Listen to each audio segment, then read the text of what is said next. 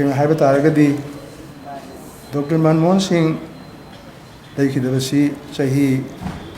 मयुद्रानी थोइनी मियोबई पुंसीगी लंबीदा हायरगदी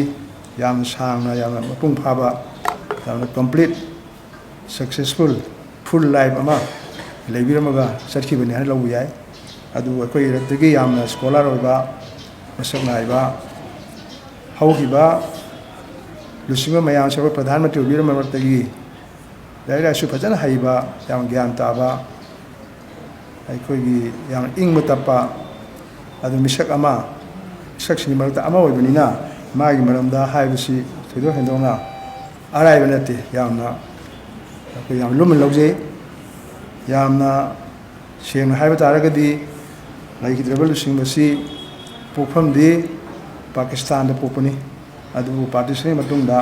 भारत वर्ष लागा लेबिपनी लेलासु तमकुदिमा लोइना लोरा मतुंगदा मागी PhD हाय मतमदा डिफिल हाय मतंद्रम अदुना मसी हेक लोर पगा मासी यान हामगी माइ थबकसी यूनाइटेड नेशंस ऑर्गेनाइजेशन दा 3 years कुंबा मा थबक तौरने अदि मतुंगदगी भारत सरकार दा हलागा होगी तोंगा तोंगा मिनिस्ट्री दा अफम कया दा मासी अखोई थबक तौदना लाई हाय अइना मते खरा पंजब तारबदा हाइबसिंग अदु कोइना गेट सनो सनो इंजंग तारगदी अखोईगी ministry of commerce and industry दा यान हानबोइना माजी एडवाइजर ओइरे हाय UN दे हला कांदा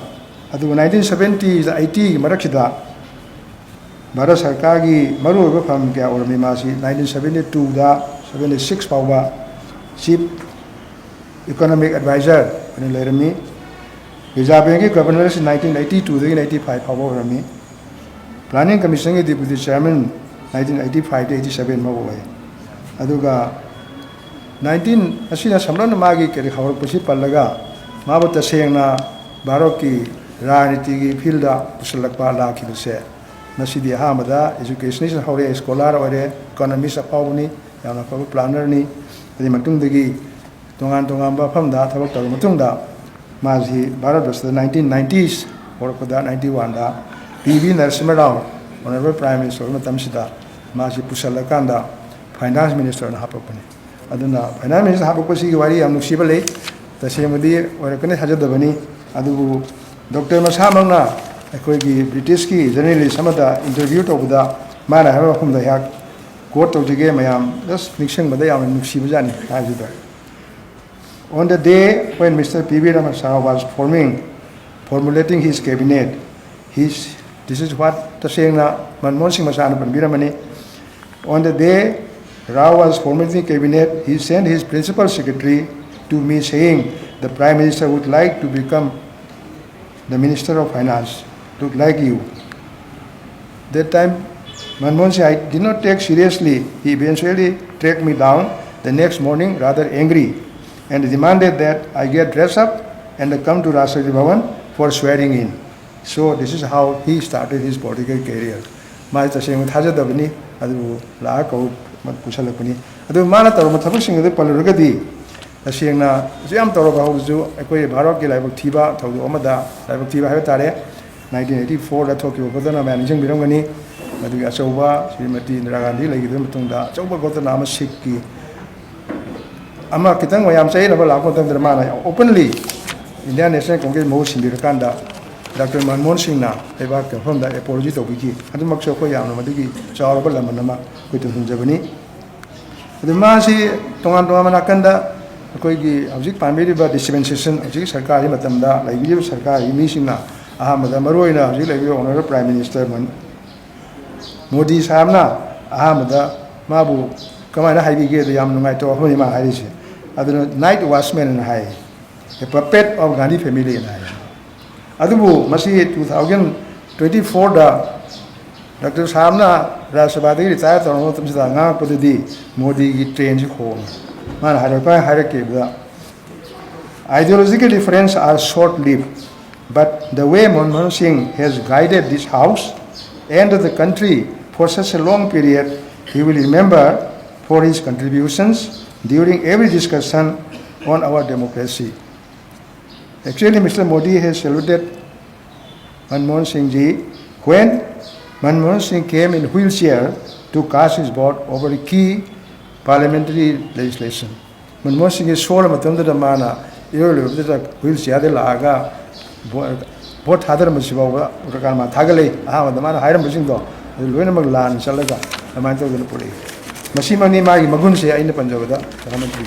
Ado interaction may am Sequina Sum, Matang.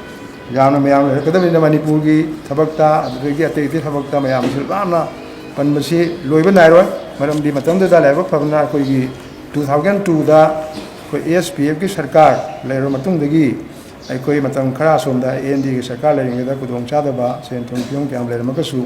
2004 da UPA 1 la padagi koi sonda sarkar da hoji hoji mayam haine smai tawdana koi sarkar leibadagi makan makha thabak tawda ai madu loina panjadragasu maya ubirangani nakan leiba flyover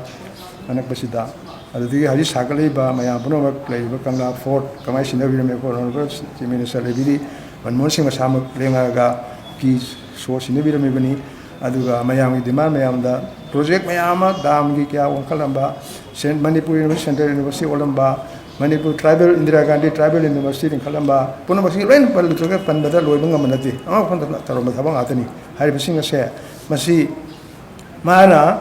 masawa tawidregasu magi guidance makada koile pangthokna laapani aduna Manipur gidamata yengu taragadi aikoina khalluda we are quite indebted to him aduna koi magi no mana tawiba thokin do ke kallakanda hallabi tashima haigadi aikoi magi immigration je masigi sum tawri matamda aikoi North East India sida matam kui de hono na da la laina haibata laina haigada mayam lang lowi gano koi terrorism go ba koi insurgent movement se masi phaniam decline to men khale koi matam adu hojikti amu masi kai pyam de leiben mayana khangbi rabane panjatra su decline to mi aduga mai matam sida ai koi si tasem haigadi achauba game to makra le ta ko tharon ta bak se baikale ji in panjabada walo bo singdo mayana he mathang me ta pirakane khali adu magi economic policy se koi na ji phawde liberalization na ko wi mana koi gi hana gi license raj muthal amba na maksin masidi mai panjadra ka suyae madan matam da kano sina 1991 da pibina rasyon rauna sarkar ji paro ko matam da koi india gi economic position se aswa tik tong mayong sa do mong da leiramiana mayam na sum thengna biramani kai kambira magani matam da koi gi ban koi gold reserve fawa koi world bank de mortgage so na koi yang wana legan to matam ni matam sida Dr. Manmohan Singh na finance minister la amatung da masi my liberation policy matung ina loina masi recover tarokna ko UPA 1 to chahi tarani 2004 ina 14 bawni mana lebira misi UPA 2 gero ko dedi ko GDP growth se masi we are coming nearly 10% ko 10% yora bani matam sida 10% sai la laga da double digit la laga da bani adu unfortunately 2014 da sarkar CNM la ki bedigi hoji ko GDP se aikoina highway wani ju leiba dispensation leiba yam arrogant oiba sarkar gi yangadi makoi de koi thabu tha da bani moi je puna maxing se contribution ji yam ro ni adu national gi level da na tarma thabu kra punjab tarbada aikoi gi national rural health mission masi asoba thabu amani right to education information right to information puna maxing je masi loina ma tawda so yamna maru oiba yam la ko sidigi aikoina hamanda narega hairamba hojum manrega haiba covid ki matam daga aso makhan mateng pangba kogi khungang da kai da leiba wa ana mayam sigi central living an thar kun maxin se masi aduna aikoina hojik se yam samna hai taraga di si yongor ka da ma ji hojik india gi social economic change ma lai basigi ma architect ni haibada ai haimam so ina kanjai aduna Dr. Manmohan Singh gi laiba phabada ma sungti ba haigadra aikoina sumayam haibada ma ji asumai ta duna lok politics laye aduna election ji yan hamba Assam digi 1991 da maji Assam legislature digi Rajya Sabha MP on chale adu chalami bisi 95 to mugla 91 is di break matam kharagi ni 95 to full term laye 2001 2007 2013 siba bose koi ki Assam gi MP oina Rajya Sabha MP oina koi parliamentary represent tobira mani and 2004 matandra koi NDA ki sarkar la matanda leader of the Rajya Sabha without party ꯃꯇꯝꯗꯨꯗ ꯃꯥꯁꯤ ꯑꯣꯏꯅ ꯂꯩꯔꯝꯃꯤ opposition ꯔꯥꯖ꯭ꯌ ꯁꯚꯥꯅꯤ ꯑꯗꯨꯅ ꯍꯥꯏꯔꯤꯕꯁꯤꯡꯁꯦ ꯃꯁꯤ ꯂꯩꯔꯤꯉꯩ ꯃꯇꯝꯁꯤꯗ ꯑꯩꯈꯣꯏꯅ ꯁꯨꯝ ꯄꯟꯕ ꯉꯥꯏꯔꯤꯉꯩ ꯃꯇꯝꯗ ꯑꯩꯈꯣꯏꯅ ꯇꯧꯔꯝꯕ ꯊꯕꯛꯁꯤꯡꯗꯨꯁꯨ ꯅꯤꯡꯁꯤꯡꯉꯛꯄꯗ ꯍꯥꯏꯖꯕꯅꯤ ꯑꯩꯈꯣꯏꯅ ꯏꯟꯗꯣ ꯅ꯭ꯌꯨꯀ꯭ꯂꯤꯌꯔ ꯗꯤꯜ ꯑꯃ ꯌꯥꯝ ꯆꯥꯎꯅ ꯄꯨꯊꯣꯛꯇꯨꯅ ꯍꯣꯠꯅꯔꯝꯃꯤ ꯃꯁꯤ ꯃꯇꯥꯡꯗꯅꯤ ꯑꯩꯈꯣꯏꯒꯤ ꯃꯔꯨꯞ ꯃꯄꯥꯡꯁꯤꯡ ꯂꯣꯏꯅꯃꯛ ꯈꯪꯕꯤꯔꯝꯒꯅꯤ CPMꯒꯤ ꯃꯇꯝꯗꯨꯒꯤ ꯁ꯭ꯄꯤꯀꯔꯁꯤ CPMꯒꯤ ꯗꯣꯛꯇꯔ ꯁꯣꯝꯅꯥꯊ ꯆꯦꯇꯔꯖꯤ ꯑꯣꯏꯕꯤꯕꯅꯤ ꯑꯗꯨ ꯃꯇꯝꯁꯤꯗ ꯑꯩꯈꯣꯏꯁꯤ ꯃꯣꯏ ꯍꯟꯗꯣꯛꯄꯒꯤ ꯐꯥꯎꯕ ꯂꯥꯛꯇꯨꯅ ꯁꯔꯀꯥꯔꯗ ꯑꯩꯈꯣꯏ ꯅꯣ ꯀꯟꯐꯤꯗꯦꯟꯁ ꯃꯣꯁꯟ ꯇꯧꯗꯨꯅ ꯑꯩꯈꯣꯏꯁꯤ ꯀꯟꯐꯤꯗꯦꯟꯁ ꯚꯣꯠꯇꯨ ꯃꯥꯏ ꯄꯥꯛꯇꯨꯅ ꯁꯔꯀꯥꯔ ꯆꯂꯥꯏꯈꯤꯕꯅꯤ ꯑꯗꯨꯅ ꯍꯥꯏꯔꯤꯕꯁꯤ ꯑꯆꯧꯕ ꯊꯕꯛ ꯑꯃꯅꯤ ꯑꯗꯨ ꯑꯣꯅꯔꯦꯕꯜ ꯗꯣꯛꯇꯔ ꯃꯟꯃꯣꯍꯟ ꯁꯤꯡꯍꯖꯤꯅ ꯃꯥꯅ ꯐꯥꯏꯅꯥꯟꯁ ꯃꯤꯅꯤꯁꯇꯔ ꯑꯃꯁꯨꯡ ꯍꯣꯝ ꯃꯤꯅꯤꯁꯇꯔ ꯄ꯭ꯔꯥꯏꯝ ꯃꯤꯅꯤꯁꯇꯔ ꯑꯣꯏꯅ ꯕꯖꯦꯠꯁꯤ ꯀꯟꯇꯤꯅ꯭ꯌꯨꯁꯂꯤ 6 times 2009ꯗꯒꯤꯅ 14ꯒꯤ interim budget ꯐꯥꯎꯕ ꯃꯥꯅ ꯆꯍꯤ ꯈꯨꯗꯤꯡꯒꯤ ꯃꯥꯅ ꯄ꯭ꯔꯖꯦꯟ ꯇꯧꯕꯤꯔꯝꯃꯤ ꯏꯠ ꯋꯥꯖ ꯁꯣ ꯄꯔꯐꯦꯛಟ್ ꯑꯗꯨꯅ ꯃꯌꯥꯝꯗ ꯑꯩꯈꯣꯏ ꯍꯥꯏꯅꯔꯤꯕꯅꯤ ꯑꯗꯨꯅ ꯉꯁꯥꯏ ꯑꯩꯅ ꯄꯟꯖꯔꯤꯕꯁꯤꯡ ꯑꯁꯤ ꯑꯩꯈꯣꯏ ꯂꯣꯏꯅꯃꯛ ꯅꯤꯡꯁꯤꯡꯕ ꯃꯥꯏ ꯃꯊꯧꯅꯤꯅ ꯍꯥꯏꯔꯒꯁꯨ ꯑꯩꯈꯣꯏꯅ ꯄꯟꯖꯔꯤꯕ ꯃꯔꯨꯑꯣꯏꯅ ꯅ꯭ꯌꯨꯀ꯭ꯂꯤꯌꯔ ꯗꯤꯜꯒꯨꯝꯕ ꯃꯟꯔꯦꯒꯥꯒꯨꯝꯕ ꯃꯌꯥꯝ ꯄꯨꯝꯅꯃꯛꯁꯤꯡꯁꯤꯗꯤ ꯍꯌꯦꯡ ꯄꯨꯟꯁꯤ ꯆꯨꯞꯄꯗ ꯀꯥꯎꯔꯣꯏꯗꯕ ꯉꯥꯛꯇꯅꯤ ꯑꯗꯨꯅ ꯂꯣꯏꯁꯤꯟꯖꯔꯛꯄꯗ ꯂꯥꯏꯕꯛ ꯊꯤꯕ ꯊꯧꯗꯣꯛ ꯈꯔꯗ ꯂꯥꯁ ꯇꯥꯝꯗ 2G ꯁ꯭ꯄꯦꯛꯇ꯭ꯔꯝꯒꯤ ꯀꯦꯁ ꯈꯔ ꯂꯥꯛꯈꯤꯕ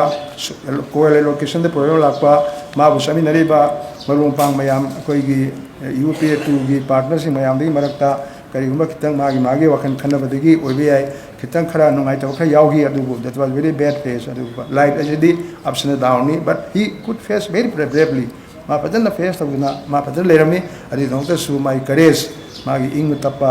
ꯑꯩꯈꯣꯏ ꯂꯦꯡꯗꯕ ꯃꯥꯅ ꯍꯥꯏꯗꯣꯛꯈꯤꯕ ꯉꯥꯛꯄ ꯄ꯭ꯔꯣꯕ꯭ꯂꯦꯝ ꯈꯨꯗꯤꯡꯃꯛꯁꯦ ꯃꯥ ꯁꯣꯜꯕ ꯇꯧꯕ ꯉꯝꯃꯤ ꯍꯥꯏꯕꯗꯨ ꯎꯠꯂꯒ ꯑꯗꯨꯝ ꯂꯩꯕꯤꯔꯝꯕꯅꯤ ꯑꯗꯨꯅ ꯉꯁꯤꯒꯤ ꯃꯅꯤꯄꯨꯔꯒꯤ ꯐꯤꯕꯝ ꯑꯁꯤꯁꯨ ꯑꯩꯅ ꯈꯟꯖꯕꯗꯗꯤ ꯃꯌꯥꯝꯅ ꯂꯥꯟꯕꯤꯔꯝꯒꯗ꯭ꯔꯥ ꯈꯪꯗꯦ ꯗꯣꯛꯇꯔ ꯃꯟꯃꯣꯍꯟ ꯁꯤꯡꯅ ꯀꯔꯤꯒꯨꯝꯕ ꯄ꯭ꯔꯙꯥꯟ ꯃꯟꯇ꯭ꯔꯤ ꯂꯩꯕꯤꯔꯝꯃꯒꯗꯤ ꯃꯥꯒꯤ ꯋꯥꯈꯜꯗꯗꯤ ꯑꯦꯕ꯭ꯔꯤ ꯄ꯭ꯔꯣꯕ꯭ꯂꯦꯝ ꯈꯨꯗꯤꯡꯒꯤ ꯁꯣꯂꯨꯁꯟ ꯂꯩꯒꯅꯤ ꯁꯣꯂꯨꯁꯟ ꯀꯩꯗꯧꯕꯩ ꯂꯩꯔꯣꯏꯗꯣꯏꯅꯣ ꯍꯥꯏꯕ ꯆꯞ ꯆꯥꯅ ꯂꯩꯖꯕ ꯃꯤꯅꯤꯅ ꯁꯣꯂꯨꯁꯟ ꯁꯣꯏꯗꯅ ꯄꯨꯊꯣꯔꯛꯀꯅꯤ ꯄ꯭ꯔꯣꯕ꯭ꯂꯦꯝ ꯈꯨꯗꯤꯡꯃꯛꯁꯤ ꯀꯥꯏꯅ ꯈꯜꯂꯤ ꯑꯗ ꯑꯩꯈꯣꯏꯒꯤ ꯄ꯭ꯔꯣꯕ꯭ꯂꯦꯝꯁꯤꯁꯨ ꯁꯣꯏꯗꯅ ꯁꯣꯜꯕ ꯇꯧꯔꯝꯒꯅꯤ ꯍꯥꯏꯕꯒꯤ ꯊꯥꯖꯕꯗꯨ ꯑꯩ ꯂꯩꯖꯩ ꯂꯣꯏꯁꯤꯟꯖꯔꯛꯄꯗ